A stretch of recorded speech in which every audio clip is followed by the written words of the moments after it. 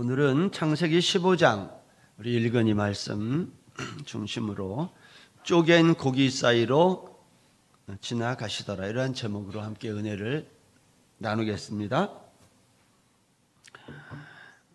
창세기 15장 1절에 우리 지난 시간에 이후에 라는 제목으로 말씀을 드렸는데, 이후에 라는 그 말은 아브라함이 전쟁을 마친 이후에 라는 말도 되지만, 범위를 넓히면 창세기 1장부터 14장까지 전체 이야기 이후에 이렇게 해도 된다 그랬어요.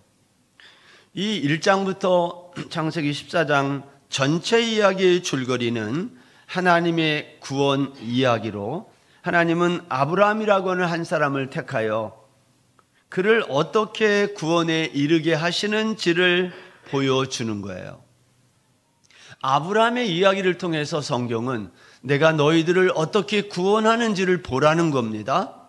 그래서 우리가 성경을 이렇게 공부하는 겁니다. 그러면 여러분, 아브라함이 어떻게 구원을 받고 구원에 이르게 되었죠?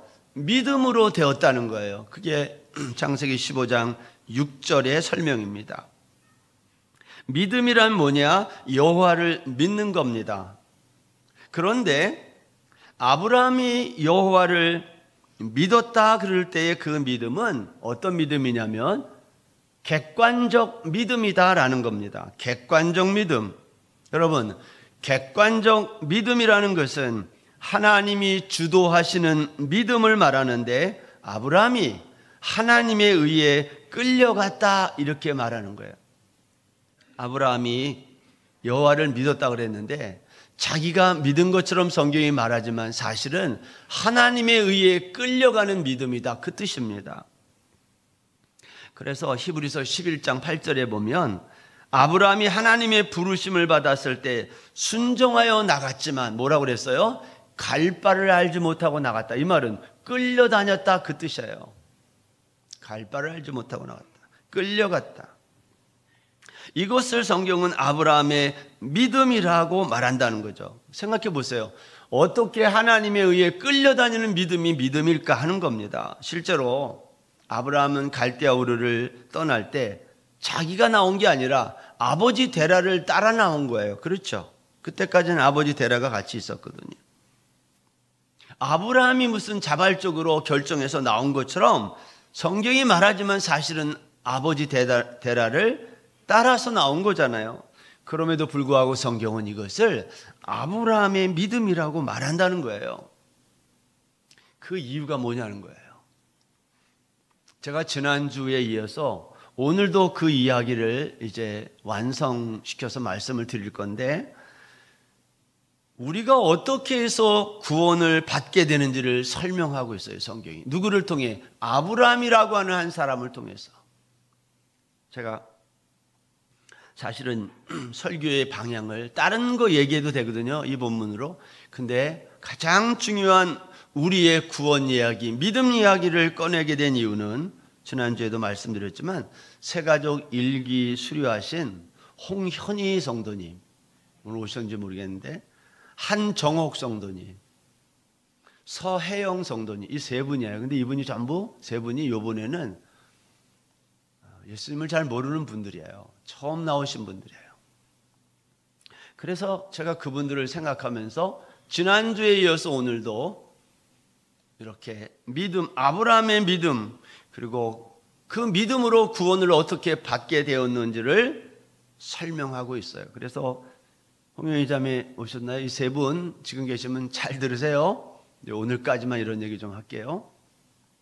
성경을 한 군데 보겠습니다. 로마서 5장 20절에 보면 율법이 들어온 것은 범죄를 더하게 하려 함이라. 그러나 죄가 더한 것에 은혜가 더욱 넘쳤나니 이는 죄가 사망 안에서 왕노릇한 것 같이 은혜도 또한 의로 말미암아 왕노릇하여 우리 주 예수 그리스도로 말미암아 영생에 이르게 하려 함이라. 여기 보면 바울 사도가 죄가 우리 안에서 왕노릇했다 그런 말을 했어요. 죄가 우리 안에 왕노릇하면 우리는 어떻게 돼요? 죽는 거예요. 그것처럼 은혜가 우리 안에서 왕노릇하여 우리가 구원에 이르게 됐다, 그 말을 하고 있는 겁니다. 여러분, 죄가 우리 안에서 왕노릇한다는 것은 무슨 말일까요? 죄가 왕이란 뜻이에요. 그러면 왕의 말을 들어야 돼요, 안 들어야 돼요? 들어야 돼요, 무조건. 그래서 죽어요, 우리는. 저와 여러분은 죄라고 하는 왕에게 끌려다니기 때문에 눈 뜨면 죄 짓는 거예요. 그렇지 않아요, 여러분? 우리가 아무리 죄 안 지으려고 발버둥 쳐도 죄가 안 지어져요? 눈 뜨면 하는 게 죄져요, 우리가. 그걸 바울 사도가 죄가 우리 안에서 왕노릇했다, 그렇게 말하는 거예요. 그러니까 우리는 아무리 애써도 죄를 지을 수 있어요? 안 지을 수 있어요? 안 지을 수 없어요. 왕노릇하는 죄가 있기 때문에. 바울 사도가 로마서 1장에 가보면 우리가 죄를 얼마나 많이 짓는지, 왕노릇을 죄가 하기 때문에 그 죄의 목록을 21가지나 여기 길게 얘기했어요. 한번 읽어보겠습니다. 로마서 1장 29절. 사람들이 짓는 죄의 목록이 얼마나 많은지를 보세요. 로마서 1장 29절입니다. 사람들은 온갖 불의와 악행과 탐욕과 악의로 가득 차 있으며 시기와 살의와 분쟁과 사기와 적의로 가득 차 있으며 수군거리는 자여, 중상하는 자여, 하나님을 미워하는 자여, 불손한 자여, 오만한 자여, 자랑하는 자여, 악을 꾸미는 모략꾼이여, 부모를 거역하는 자여, 우매한 자여, 신의가 없는 자여, 무정한 자여, 무자비한 자입니다. 세 번역으로 제가 읽었는데, 여러분, 우리 중에 이 죄의 목록 21가지와 관계없이 사는 사람이 있습니까? 아마 우리가 이 21가지의 죄의 목록 중에 몇 가지씩 여러 가지 죄를 우리가 날마다 짓고 산다는 것입니다. 그렇다면 우리는 왜 이런 죄를 지을 수밖에 없을까요? 바울은 그 이유를 죄가 너희 속에서 왕노릇하기 때문이라는 거예요. 그러면 이 죄를 우리가 어떻게 하면 안 지을 수 있을까요? 왕을 바꾸면 돼요. 죄가 우리의 왕으로 그 왕노릇을 해서 우리가 날마다 죄를 짓는다면 이 죄를 안 짓고 사망에 이르지 않으려면 왕을 바꾸면 된다는 거예요. 바울은 그 왕을 가리켜 은혜라 그랬어요. 그러면 은혜가 우리 삶의 왕이 되면 어떤 일이 일어나는 걸까요? 여러분, 창세기 1장부터 11장까지는요, 이 바울 사도의 로마서 5장의 표현에 의하면 창세기 1장부터 11장까지는 죄가 왕노릇하는 이야기예요. 그래서 다 죽이는 거예요. 그래서 하나님이 노아 홍수로 날마다 눈 뜨면 죄 짓는 사람들을 심판한 거 아닙니까? 그러나 창세기 12장부터는 하나님이 은혜가 왕노릇하는 이야기를 우리에게 쓰고 있는데, 바로 아브라함이라고 하는 한 사람을 택하여 은혜가 왕노릇하는 사람들의 이야기, 그들의 삶의 모습을 우리들에게 지금 설명하는 거예요. 아브라함은 하나님의 은혜에 끌려가는 삶을 살았던 사람이에요. 아브라함 이전까지 죄가 왕노릇해서 사람들이 눈만 뜨면 죄를 짓고 사람을 죽이고 살았는데, 아브라함부터는 은혜가 왕노릇하기 때문에, 그렇다고 해서 아브라함이 죄를 안 졌어요? 더 많이 져요. 근데 아브라함이 죄를 짓고 잘못을 해도 벌하지 않아요. 이걸 은혜라 그래요. 아브라함은 이집트의 바로 왕에게 자기 동생을 누이 동생이라고 속였는데도 벌은 바로가 받고 아브라함은 오히려 재물을 얻었어요. 이 말이 됩니까? 조카 롯을 구출하기 위해서 그돌라오멜이 이끄는 대군을 밤중에 공격했는데 대승을 거두고, 이게 말이 돼요? 그리고 전리품을 가지고 포로를 구출하여 돌아왔어요. 어떻게 이 전쟁을 이겼습니까? 하나님의 은혜가 왕 노릇하여 이겼다, 그런 말이에요. 그런데 이 엄청난 기적을 경험하고도 아브라함은 두려워서 자기 집의 종 엘리에셀이 자기 상속자라고 말하는 거예요. 그돌라오멜이 자기를 복수하면 어떡할까? 그 두려움도 있었지만 아브라함에게 두려움은, 또 하나의 두려움은 뭐예요? 자기는 나그네인데 아들을 못 낳아. 혼자야. 나그네의 두려움은 외로움이에요. 혼자밖에 없다는 거예요. 그래서 어떻게 하면 자기의 아들을 낳을 수 있을까? 하나님이 약속했지만 아브라함은 그것을 믿지 아니하고 엘리에셀이 자기의 상속자라고 말한 거예요. 뿐만이 아닙니다. 창세기 16장에 가면, 우리가 이제 다음 시간부터 또 앞으로 보게 되겠지만, 창세기 16장에 가면 하나님과 맺은 언약을 아브라함은 기다리지 못하고 사레의 여종 하갈과 동침하여 아들 이스마엘을 낳아요. 하나님이 아브라함에게 저 하늘의 무뼈를 봐라, 내가 너의 자손을 저렇게 많이 주겠다 그랬지만 아브라함은 그것을 믿지 않은 거예요. 그리고 덜컹 아들을 낳아버렸어요. 이런 아브라함이 어떻게 믿음의 사람이에요? 이게 어떻게 믿음의 조상이에요? 자기 마음대로 불순종하고 자기 마음대로 사는 이 아브라함을 성경은 왜 믿음의 사람이라고 말할까? 그것은 아브라함에게 이유가 있는 게 아니라 하나님의 은혜가 그에게 왕 노릇해서 생긴 거예요. 아브라함은 하나님의 은혜라는 왕에게 끌려다니는 자이지 자신 스스로 믿음으로 행위를 하는 사람이 아니다라는 것.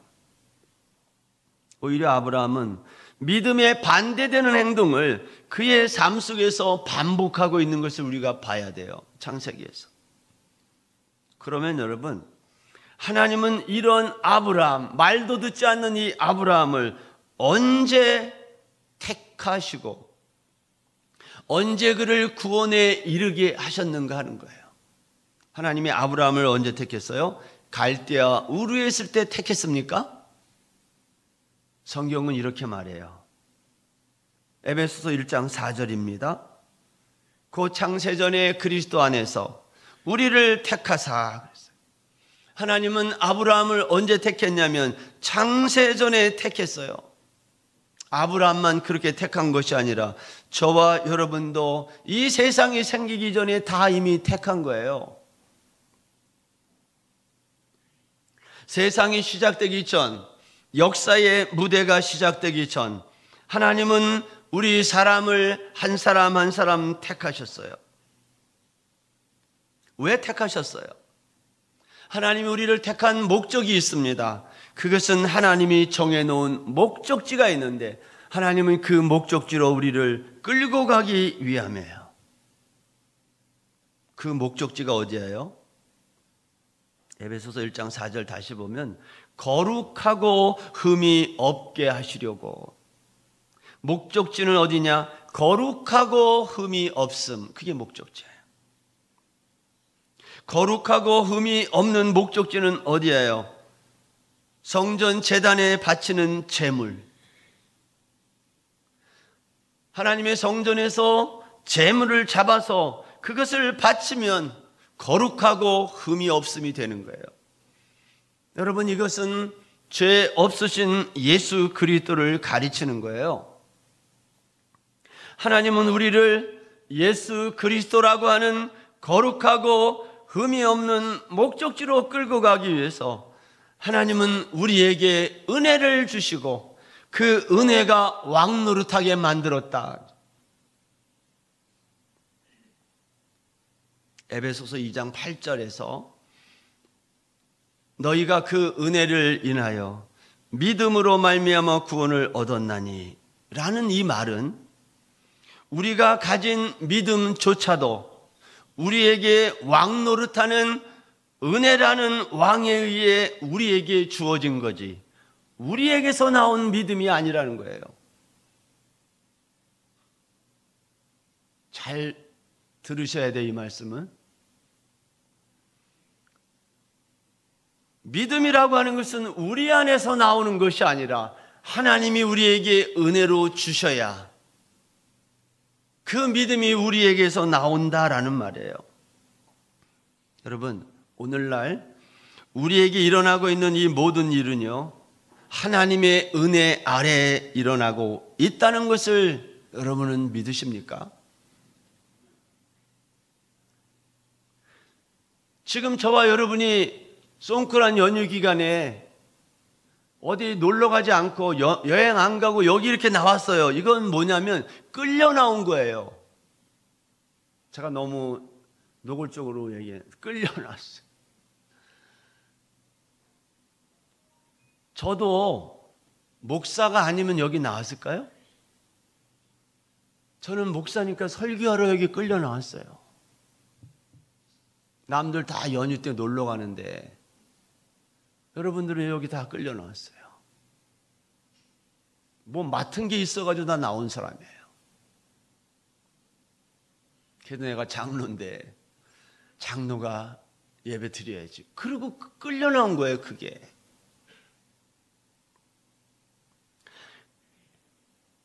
주일학교 교사는 애들 가르쳐야지. 그렇게 해서 끌려 나오고. 찬양대는 내가 안 가면 누가 노래해? 내가 안 가면 누가 이거 피아노 치고 누가 그래? 그래서 다 끌려 나와요. 그래서 사람들이 이렇게 물어봐요. 우리 스스로 나온 게 아니라 끌려 나왔다면 그러면 우리는 뭐냐는 거예요. 하나님의 은혜가 왕노릇 다 하고 우리는 그냥 이렇게 끌려다녀야만 되냐는 거예요. 여러분 어떻게 생각하세요? 우리가 신앙생활을 언제까지 이렇게 끌려다니며 해야 되냐 이 말이에요. 바로 이 지점이 은혜가 왕노릇함으로 우리에게 주어진 믿음, 이때는 객관적인 믿음인데 이 객관적인 믿음이 우리 자신의 동의 아래 주관적 믿음으로 바뀌는 중요한 지점이에요. 처음에는 우리가 이렇게 끌려다녀요. 그런데 늘 끌려다니면 안 되고 이 객관적인 하나님의 믿음이 어느 순간 주관적인 믿음으로 바뀐다니까요. 그것을 신앙생활 한다 그렇게 말해요.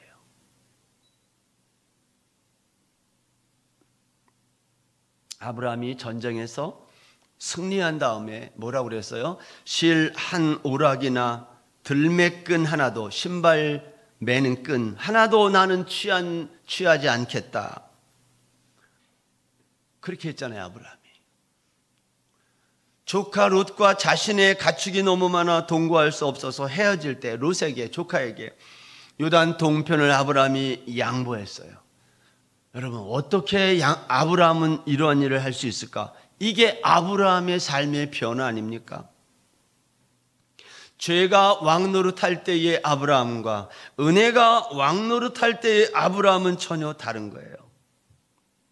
하나님이 은혜로 주신 객관적인 믿음이 주관적인 믿음으로 지금 옮겨가고 있는 것이 그 아브라함의 삶의 변화를 통해 나타나는 거예요. 예수 믿으면 사람이 이렇게 바뀐다니까요. 안 바뀌는 이유가 뭐예요? 안 바뀌는 이유가 여전히 죄가 왕노릇해서 그런 거예요. 왕을 안 받고.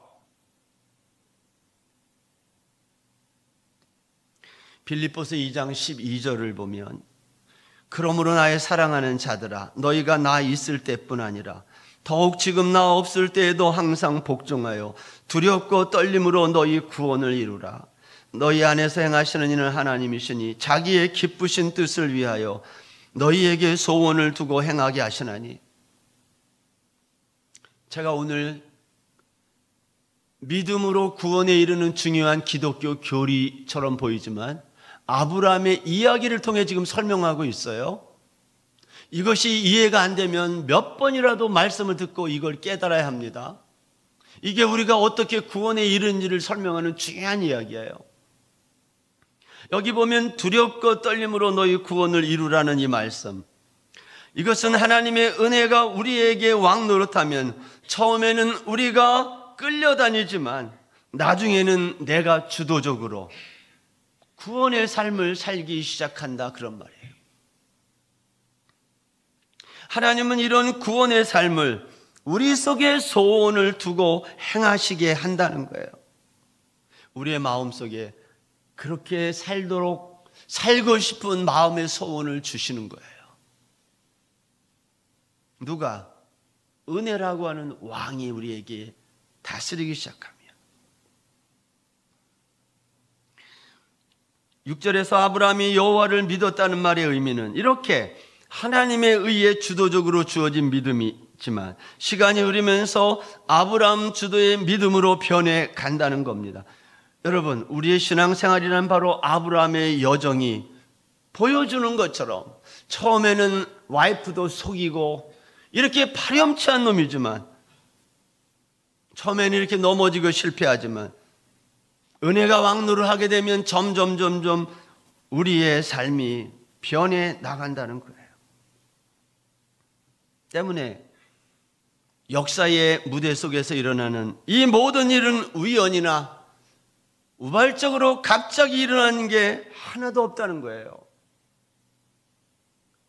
저와 여러분이 태국 한인교회 등록해서 신앙생활을 하게 된 것은 우연이 아니라는 거예요. 방콕에 이사 왔다가 학교에서 누구 만나서 그 사람이 태국 한인교회 성도라는 걸 알게 돼서 끌려 나온 사람도 있고, 직장에서 만난 동료인데 여기 다닌다고 그래서 또 그 사람 때문에 끌려 나오기도 하고, 여러 가지 이유 때문에 우리가 이 자리에 나오지만, 그러나 이 모든 것은 하나님이 창세전에 선택한 일이라라고 성경이 말하는 거예요. 여러분, 이것을 믿으십니까?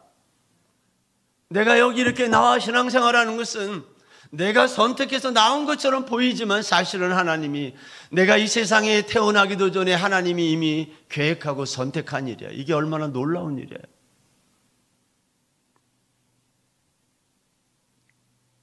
(6절에서) 아브라함이 여호와를 믿으니 이것을 그의 의로 여겼다라는 이 말은, 하나님이 아브라함에게 은혜로 믿음을 주셨는데 아브라함이 그 믿음을 그의 행위로, 삶으로 지난 10년 동안 믿고 기다렸다는 뜻이에요.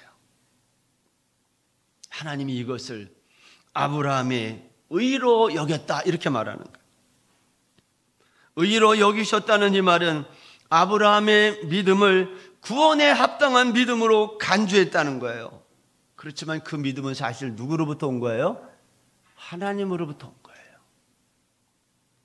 그리고 7절에서 이렇게 얘기했어요. 또 그에게 이르시되 나는 이 땅을 내게 주어 소유를 삼게 하려고 너를 갈대아인의 우리에서 이끌어낸 여호와니라.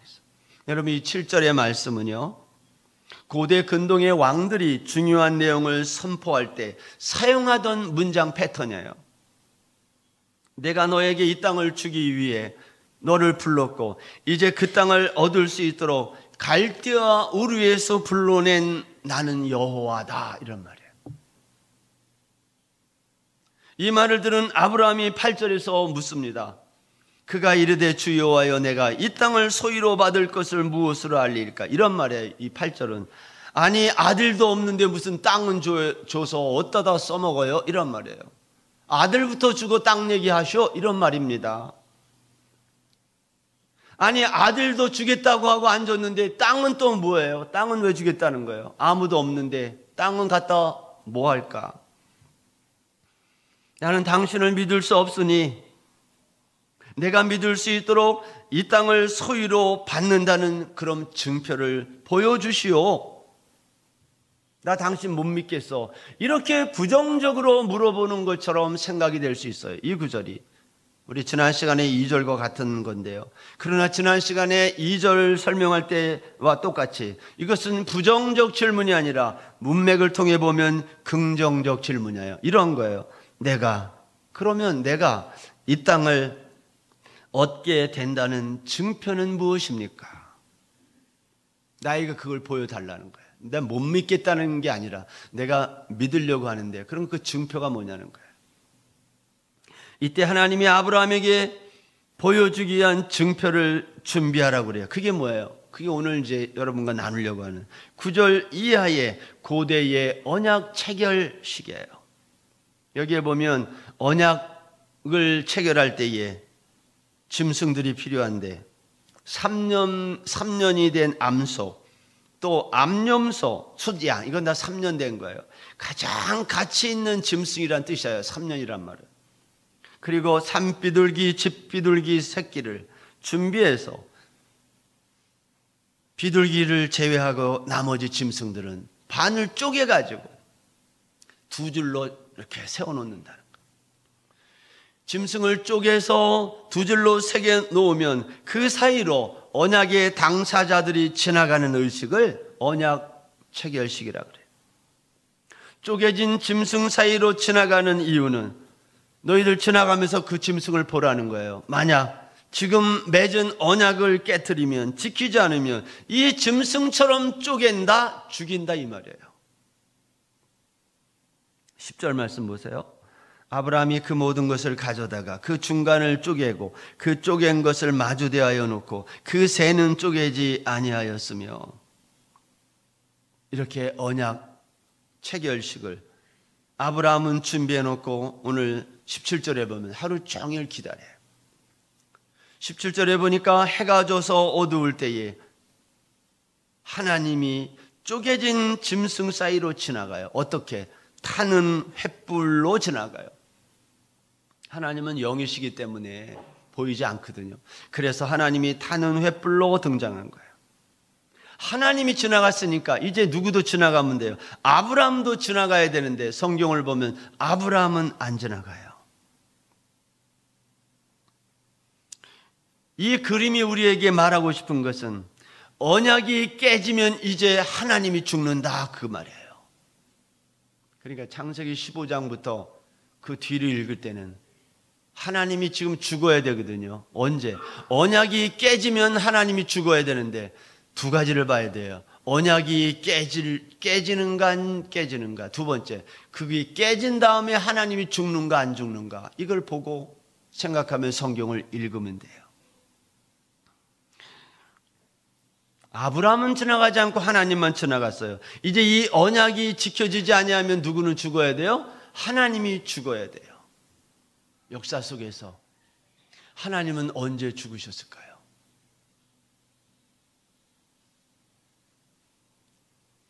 여기에 쪼개다라는 이 히브리 말은요, 바타르라는 말인데 이 단어에서 같은 어근을 갖고 쓰여진 말 중에 베리트라고 하는 계약이라는 단어가 또 있어요. 지금 언약을 체결하는데 쪼갠다라는 말과 같은 어근을 가진 게 언약이라는 뜻이에요. 베리트. 근데 그 쪼갠 고기 사이로 하나님만 지나가고 아브라함은 지나가지 않았다고 그랬어요. 여러분, 이 그림이 우리에게 주는 메시지가 뭐예요? 이제 지나간 하나님이 죽을 건데 언제 죽을 거냐? 아브라함은 이렇게 하나님과 언약을 맺고 나서 창세기 16장에 가면 그 언약을 깨뜨려요. 어떻게 깨뜨려요? 하갈과 동침하여 이스마엘이라고 하는 아들을 얻어요. 내가 너에게 하늘의 무별처럼 많은 아들을 줄 거야. 그랬는데 아브라함은 그걸 믿지 않고 듣지 않고 사레의 종 하갈과 동침해서 아들을 얻어요. 언약을 깨뜨려요. 이제 누가 죽어야 돼요? 지나간 하나님이 죽어야 돼요. 창세기 16장 15절 보세요. 하갈이 아브라함의 아들을 낳으며 아브라함이 하갈이 낳은 그 아들을 이름하여 이스마엘이라 하였더라. 그리고 창세기 17장의 그 다음 장에 또 가면 이제 하나님이 99세가 된 아브라함에게 나타나 너희 집 남자는 모두 할례를 받으라, 이렇게 갑자기 할례를 받으라 그래요. 왜 하나님은 아브라함에게 와서 할례를 받으라 그럴까요? 여러분, 창세기 15장, 16장, 17장은 다 연결되는 말씀이라는 걸 기억해야 돼요. 무엇으로? 쪼갠다라는 이 단어로. 할례라는 이 단어는요, 히브리 말 쪼개다라는 말의 의미와 똑같은 말이에요. 할례는 물이라고 하는 히브리 말인데 이것은 의미가 똑같아요. 쪼갠다. 할례가 뭐예요? 남자의 생식기를 쪼갠다, 그 뜻이에요. 그럼 어떻게 해야 돼요? 죽는 거잖아요. 근데 안 죽어요. 죽어야 되는데 안 죽는 거예요. 보세요.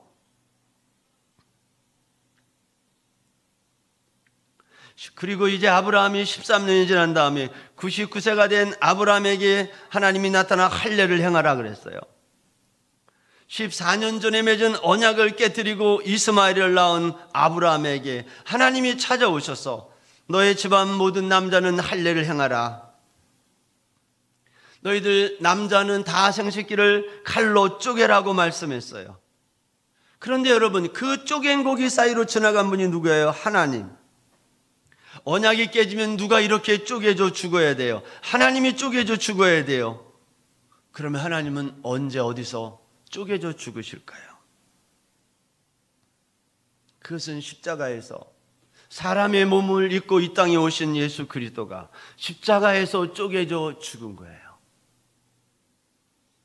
여러분, 이 언약식의 중요한 메시지는, 이 언약은 아브라함 내가 지키는 게 아니라 내가 지킨다는 거예요. 하나님이. 어떻게? 죽음으로 지켜요.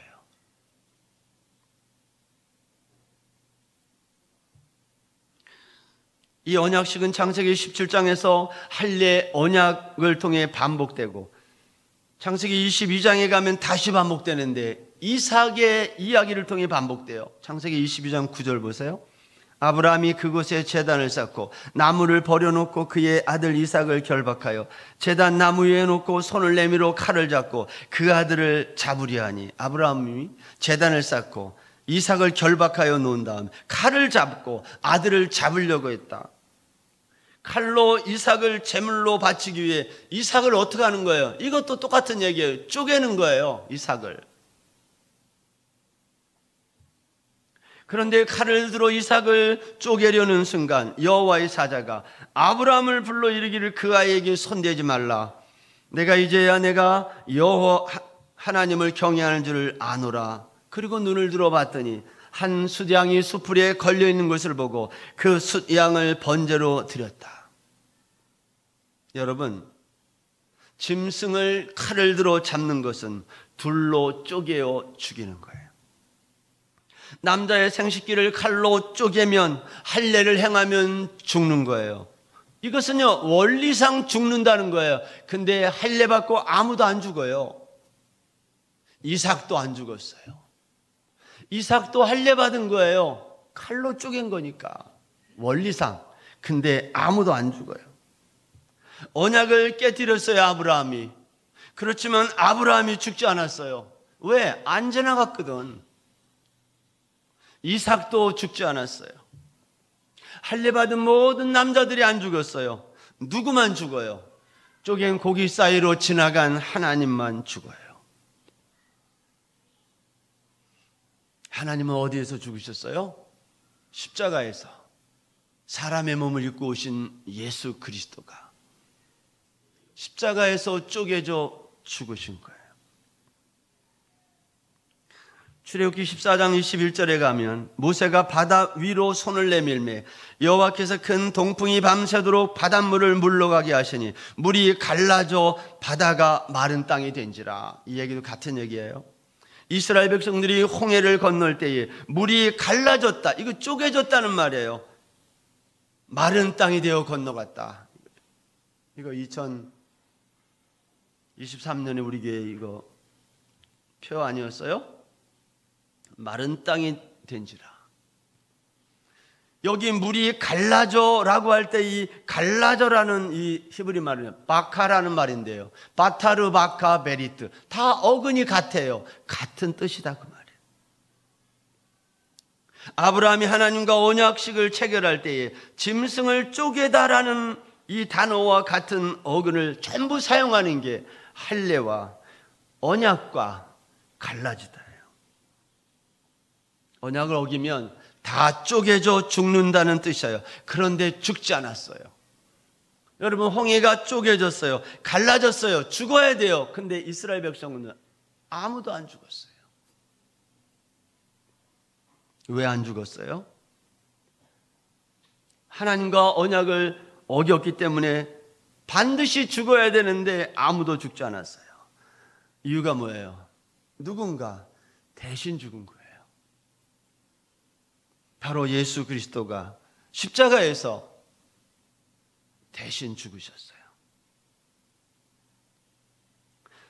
사람들이 성경을 읽다가 이걸 정확하게 모를 것 같아서 성경은 또 골로새서에 가면 이걸 더 분명하게 이렇게 얘기했어요. 골로새서 2장 11절 보세요.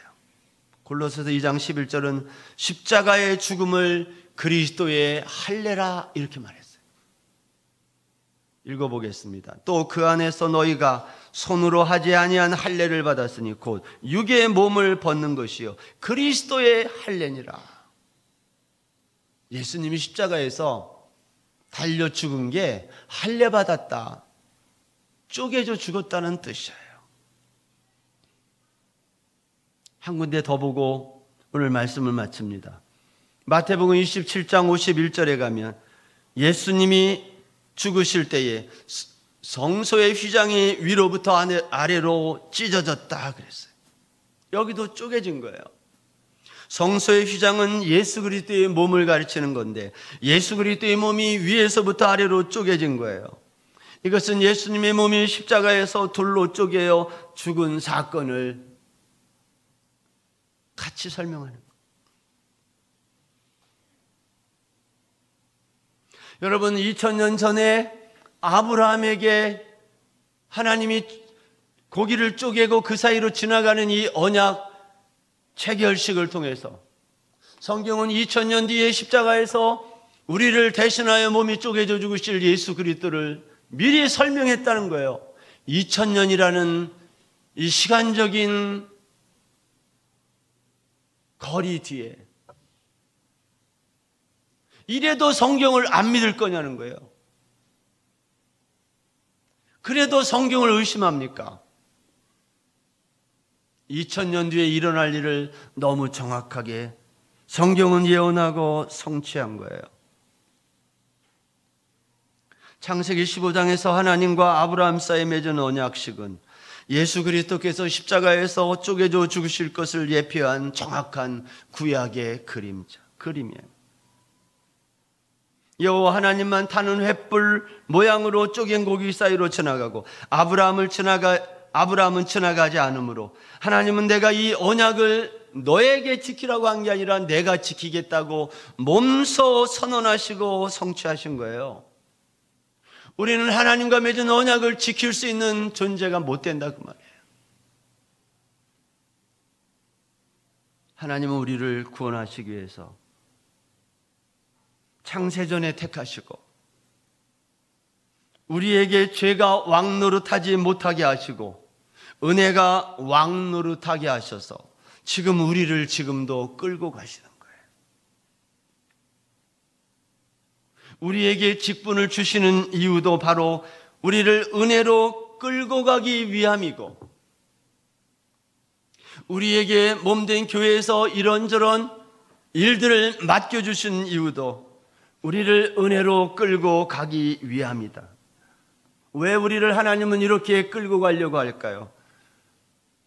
우리를 거룩하고 흠이 없으신 예수 그리스도처럼 우리도 그 십자가로 우리를 끌고 가기 위해서.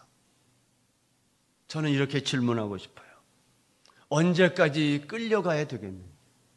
이걸 알면 이제 알아서 가야 되잖아요. 알아서 신앙생활을 해야 되지 않겠어요? 하나님이 나에게 왜 직분을 줬는지를 생각해 봐야 돼요. 왜 나에게 목사라는 직분을 주셨는가? 이제는 너 힘으로 한번 가보라는 거예요. 끌려가지 말고.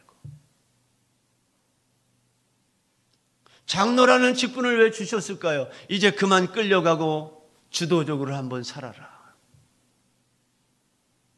거룩하고 흠이 없으신 주님처럼 되기 위해 주님은 저와 여러분을 창세전에 그렇게 부르셨어요. 그것을 믿는 사람은 이 길을 찬송하며 가는 거예요. 송크란 연휴 기간에 가족들과 여행 가고 싶지. 그래도 안 가고 여기 끌려 나오신 여러분, 우리의 신앙생활 앞으로는 우리가 주도적으로 주님이 먼저 가신 그 길, 십자가에서 쪼개지는 그 자리로 우리도 나가, 우리도 그곳에서 쪼개지고 거룩하고 흠이 없는 하나님의 백성으로 새롭게 거듭나는 저와 여러분 다 되시는 복받은 성도님들 다 되시기를 주의 이름으로 축원합니다.